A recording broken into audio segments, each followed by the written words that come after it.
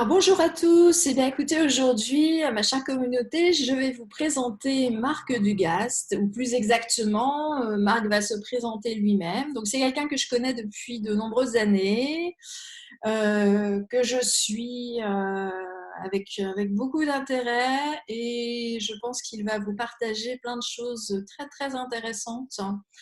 C'est quelqu'un qui gagne réellement à être connu et entendu. Donc, Marc, je vais te laisser te présenter. Qui es-tu, Marc Dugas?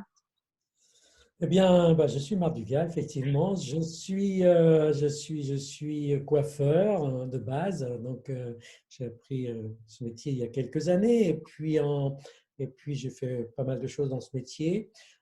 J'ai ouvert pas mal de salons. J'en ai dirigé à une période 400 aussi avec un groupe.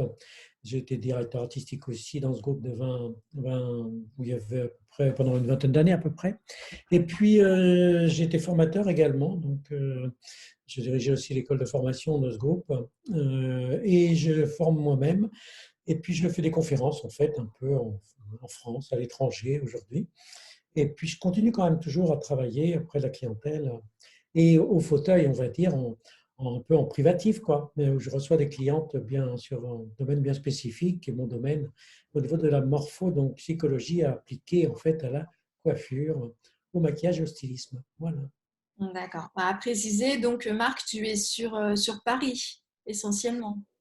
Je suis à Paris, à Saint-Germain-des-Prés. Donc, j'habite à Saint-Germain-des-Prés, mais je travaille aussi à Saint-Germain-des-Prés. Je travaille dans un local dans le 6e arrondissement, simplement rue de Bussy à côté. Voilà. Et j'habite sans boulevard Saint-Germain. Donc, en face de la Romerie, pour ceux qui connaissent un peu Paris, ça se situe tout de suite. Pour tous ceux qui sont assoiffés, il n'y a aucun souci. La Romerie est toujours très connue, là. D'accord. Voilà. Et moi, la question que je me pose, qu'est-ce qui t'a poussé en fait à vouloir rendre l'humain plus beau, apporter ta contribution au monde? Qu'est-ce qui t'a donné cette envie et il y a combien de temps et comment ça s'est passé? Dis-nous tout. Alors, c'est un parcours, en fait. C'est un parcours de vie, tout simplement, qui se fait pas, c'est pas si automatique que cela, hein. C'est tout un chemin. Et c'est pas seulement le chemin avec la clientèle, c'est aussi le chemin avec soi-même. Donc, qui fait que quand on commence à prendre ce chemin, eh bien, on va en fait cheminer, le mot est juste, vers justement cette recherche où moi, ce qui m'a toujours intéressé, c'est que les femmes se sentent ou se ressentent belles en ressortant d'entre mes mains, qu'elles soient, encore une fois, avec des critères de beauté actualisés, qu'elles soient belles ou pas belles dans le sens physique, je m'en fiche complètement. Pour moi, un être humain, il est beau et une femme est belle naturellement, donc quelle qu'elle soit. Donc je ne travaille pas sur l'aspect physique uniquement. J'ai juste en fait envie que quand elles ressortent, elles se sentent et elles se ressentent belles, soient heureuses d'être tout simplement. Voilà. Donc c'est un chemin donc, qui n'est pas seulement physique, et qui n'est pas seulement extérieur, c'est un chemin intérieur aussi, ça en fait partie. Et tout simplement parce qu'au fur et à mesure de tout ce parcours, j'ai un peu toujours été dans cet esprit de coiffure, en fait, où mes critères de beauté n'étaient pas forcément ce que l'on reconnaît, en tout cas dans le domaine de la beauté, c'est-à-dire une belle coiffure, une belle couleur, une belle. Ça, c'est effectivement, bien sûr, important, mais pour moi, c'est normal, ça. Je veux dire que c'est logique que quand on est coiffeur, on sache coiffer, par exemple, euh, ou quand on est formateur, qu'on sache former, tout ça, ça fait partie des choses normales. Par contre, ce qui m'intéresse plus, c'est d'essayer d'amener un plus à cette cliente qui rentre, qui souvent vient nous voir parce qu'elle a besoin, elle, de se ressentir belle, ce qui est loin d'être le cas, donc pour beaucoup. Et en fait, quand je réussis effectivement à faire en sorte qu'elle ressorte avec ce sentiment de se retrouver belle en elle et qu'elle est belle obligatoirement extérieurement, parce que quand on se trouve belle en soi, on est belle à l'extérieur. Et en finalité, eh bien, je dirais que j'ai fait mon travail tout simplement. Alors, pour donner un peu le cheminement qui m'a permis de comprendre tout cela, donc j'ai appris la morphopsychologie dans les années 80. Dans un premier temps, ça n'avait rien à voir, hein, c'était vraiment personnel. Mais ça m'a permis déjà de découvrir qu'une forme avait un sens, un esprit, qu'une morphologie n'était pas là par hasard, qu'on pouvait qu'on pouvait, alors je dis toujours des choses assez directes, mais ça permet d'être clair. Effectivement, on peut, même avec un joli visage, on va dire une belle morphologie, on peut aussi avoir une gueule de raie, donc, et ne pas forcément sortir, comme on dit, une image de beauté, tout simplement.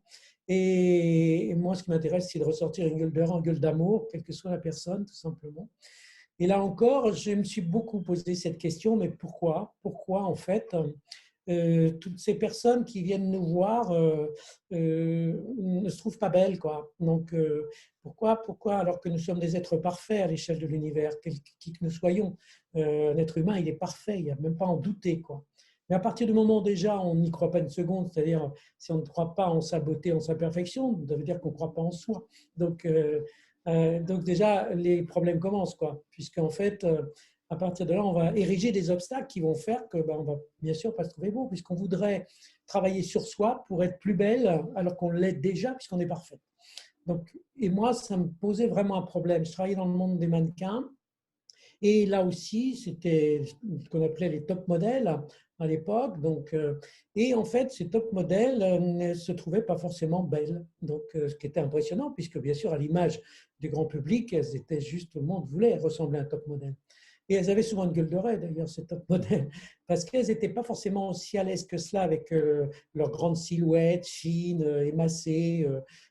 C'était pas aussi vrai que ça, quoi. Donc, et moi, ça m'a beaucoup, beaucoup interpellé. Je me suis dit, mais qu'est-ce qui fait qu'un top modèle ne se trouve pas belle, alors qu'en fait, tout le monde l'envie, donc toutes ces filles de magazines et autres. Et en finalité, j'ai commencé à comprendre qu'en fait, cette fameuse beauté dont on parle, et on parle souvent de cette beauté intérieure, mais comment mettre des mots sur une beauté intérieure, c'est difficile d'y mettre des mots. Et c'est à travers ça que j'ai cheminé, que j'essaie de comprendre, en fait. J'essaie de comprendre. La psychologie m'a beaucoup aidé dans ce domaine. Et jusqu'au moment où j'ai compris, en fait, je me suis dit, effectivement, quand tu te trouves belle naturellement et intérieurement, bien sûr que tu seras belle extérieure. Évidemment que tu le seras. Tu dégageras, tu rayonneras et on aura envie d'aller vers toi. C'est quoi la beauté? C'est l'échange, c'est la communication avec les autres. On a envie de venir vers toi. On n'a pas envie de passer à côté de toi sans te voir ou quoi que ce soit. Donc tu émanes obligatoirement. Et là, du coup, l'image de soi, dans le sens physique, n'a que très peu d'importance en fait. C'est pas le sujet de fond, quoi. Le sujet de fond, c'est qu'est-ce qui émane de toi, quelle que soit ton image. Alors, bien sûr, si on peut en plus la parfaire, ben, tout est merveilleux, quoi. Voilà. Un peu résumer un peu ce parcours en fait qui m'a amené à faire tout ça. En tout cas, c'est un très très beau développement. Je vais juste intervenir avant de te poser la dernière question. C'est vrai que j'ai eu l'occasion de passer entre tes mains à plusieurs reprises et ça a été chez moi vraiment la prise de conscience de qui j'étais à l'intérieur. Je parle notamment quand on a fait tout le travail sur la morphopsychologie. C'était vraiment très très intéressant. C'était vraiment un voyage intérieur, une prise de conscience. Et c'est vrai qu'à chaque fois qu'on passe entre tes mains, on ressort de là, on a des ailes en fait. On se sent complètement différente. Il y a vraiment quelque chose, il y a quelque chose de magique, quelque chose qui se passe. Et voilà, rien que déjà pour ça, je voulais te remercier par rapport à tout ce que tu as pu me donner et tout ce que tu peux donner à toutes ces femmes qui passent entre tes mains parce que c'est vraiment un vrai bonheur.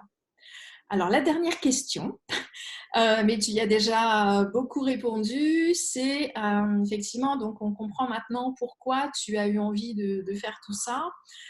Et qu'est-ce que tu fais? Donc, on a compris que tu faisais de la formation, donc forcément de la coiffure. Est-ce que tu as d'autres activités? Qu'est-ce que tu fais pour contribuer à ce monde et à le rendre chaque jour encore meilleur en dehors de tout ce que tu viens de nous dire ou qu'est-ce que tu as à nous partager? Oui, c'est très très simple. Pour moi, le partage et embellir le monde, c'est déjà de s'embellir soi-même, c'est la priorité. Ça veut dire que à partir de là, tu vas pouvoir communiquer, tu vas pouvoir partager et en fait aider le monde à mieux être ou aider le monde à être plus beau qu'il n'est en réalité. Mais c'est un travail de chacun. Nous sommes tous des grains de sable dans ce bas monde. Et ce qui est important, c'est notre travail perso. J'adore effectivement le poème du colibri, bien sûr que Voilà, et oui, j'essaie d'éteindre l'incendie en allant chercher une goutte d'eau, tout simplement, je fais mon boulot, quoi. Donc, ce qui veut dire qu'en fait, si chacun c'est juste d'être bien avec soi-même, de commencer à comprendre son fonctionnement, c'est pour ça que la Morpho m'a beaucoup aidé dans ce domaine, et puis partager en fait avec les autres. C'est quoi partager avec les autres? Ben, c'est juste être bien avec les autres, tout simplement.